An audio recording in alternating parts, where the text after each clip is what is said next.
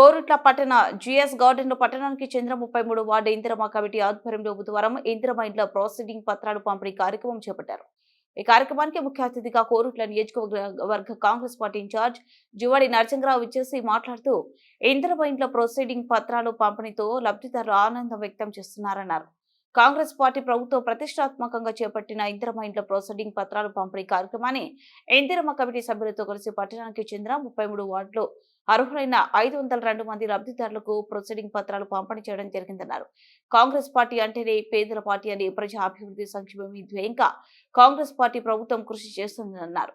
గత అసెంబ్లీ ఎన్నికల్లో ఇచ్చిన హామీ మేరకు పేద ప్రజల సొంతింటి కల సాకారం చేయడం కోసం ఇందిరమ్మ ఇండ్ల కమిటీ ద్వారా లబ్ధిదారులను ఎంపిక చేసి ఇందిరమ్మ ఇండ్ల ప్రొసీడింగ్ పత్రాలు పంపిణీ కార్యక్రమం చేపట్టడం జరిగిందన్నారు.